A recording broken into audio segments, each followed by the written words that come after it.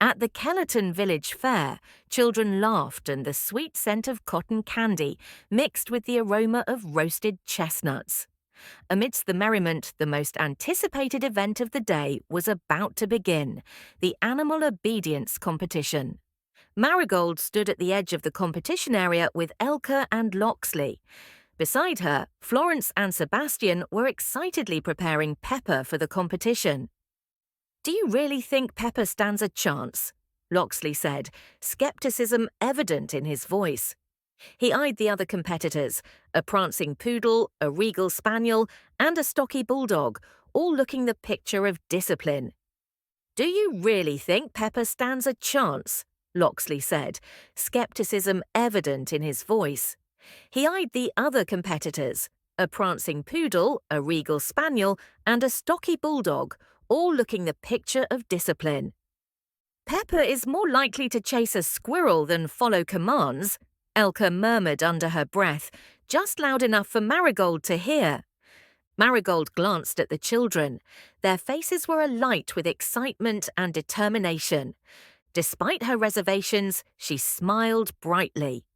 "Of course, he has a chance," she said, masking her private doubts. "Pepper's been practicing all week, haven't you, Pep?" Pepper wagged his tail furiously and barked as if in agreement.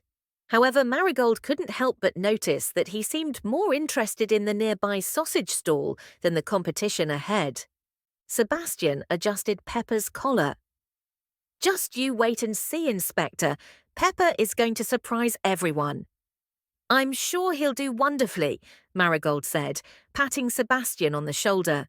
"Just remember, it's all in good fun." "I'm sure he'll do wonderfully," Marigold said, patting Sebastian on the shoulder.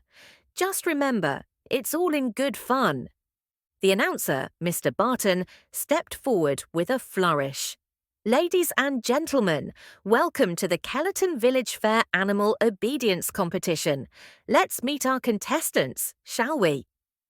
One by one, the dogs paraded before the crowd, each performing tricks and following commands with precision.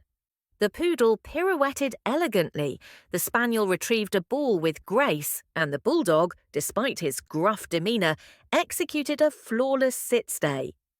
"And now we have Miss Florence and Master Sebastian and their delightful Dandy Dinmont Terrier Pepper," Mr. Barton announced. The crowd clapped politely as Florence and Sebastian led Pepper to the centre of the field. The air was thick with anticipation. Florence took a deep breath and said, "All right, Pepper, sit." Pepper sat promptly, his tail wagging so vigorously that his whole body wobbled. The crowd cheered.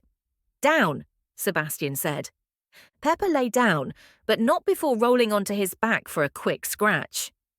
"Good boy," Florence said, giving Pepper's top knot a ruffle. Sebastian cleared his throat. "And now for Pepper's final trick, fetch." He threw a small ball, but instead of chasing after it, Pepper stretched leisurely and trotted off in the opposite direction, his nose in the air.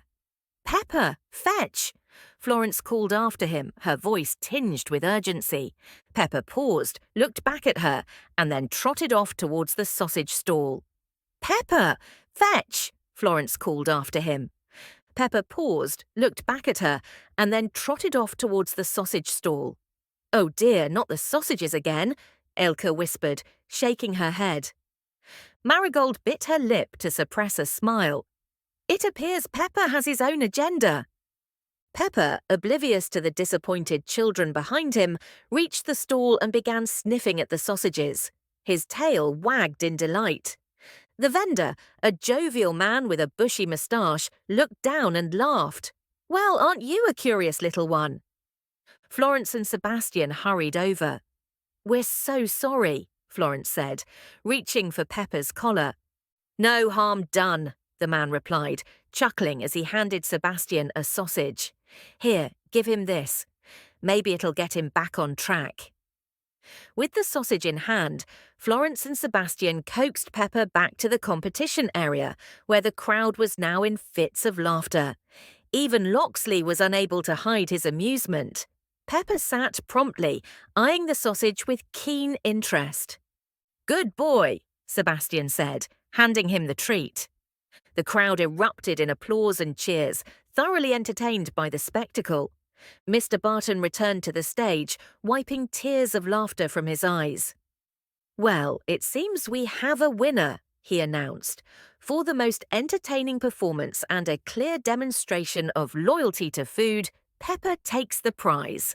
The crowd cheered as Florence and Sebastian were presented with a golden ribbon and a basket of dog treats. Pepper, still munching on his sausage, seemed entirely oblivious to his newfound fame.